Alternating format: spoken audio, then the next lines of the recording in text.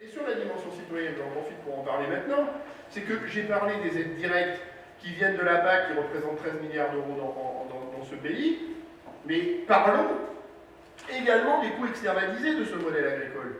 C'est-à-dire que quand on y regarde bien, on voit bien que ce système de développement agricole individualise les profits au service des agriculteurs qui touchent les aides et mutualise le coût des dégâts de ces pratiques agricoles. Et si on reste sur l'eau, et je présente souvent cette logique-là pour expliquer comment l'agriculture arrive à, paraît-il, vous proposer des denrées alimentaires peu chères. Parce que l'argument des agriculteurs qui continuent dans ces logiques-là, c'est de dire il faut bien qu'il y ait des agriculteurs qui produisent des denrées alimentaires pas chères parce que tout le monde n'a pas les moyens de s'acheter du bio. Vous avez tous entendu ça?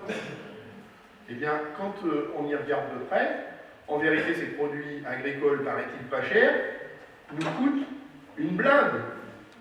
Et si je reste sur la problématique de l'eau, je fais référence à un rapport du Conseil général de l'écologie et du développement durable publié en octobre 2011, qui d'ailleurs n'est plus disponible sur Internet depuis que M. Travers, ministre de l'Agriculture qui faisait tout de travers, est passé par là et a supprimé ce rapport du CGEDD sur Internet.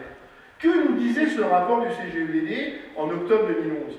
Que l'agriculture, qui reçoit en amont de son geste de production 13 milliards d'euros par an, nécessite qu'on engage entre 54 et 91 milliards d'euros par an pour retrouver de l'eau potable parce que l'eau a été souillée par des pesticides et des nitrates. Et ce rapport ne parle que des pollutions agricoles.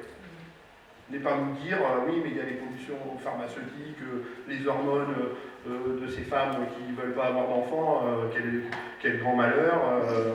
Allez, j'arrête, on va dériver sur la manif pour tous, enfin, allez, j'arrête. Donc je vous invite quand même à mesurer 54 à 91 milliards d'euros, alors que je viens de vous dire que cette agriculture avait perçu 13 milliards d'euros en amont de son geste de production. C'est-à-dire qu'il faut entre 5 et 9 fois la PAC pour réparer les dégâts de ce modèle agricole-là qui a pourtant reçu ces 13 milliards d'euros. Donc regardons bien ces produits qu'on présente comme des produits pas chers et regardons leur prix réel.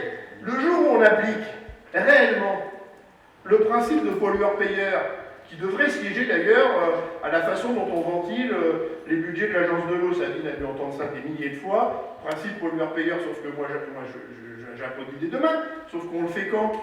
On le fait quand? Parce que le jour où les agriculteurs qui nous vendent des produits, paraît-il pas chers, vont devoir supporter eux-mêmes les dégâts de ces produits qu'on ne vend pas cher, j'aime autant vous dire que vous allez vous jeter sur les produits bio, parce que là, ça ne va pas vous coûter cher.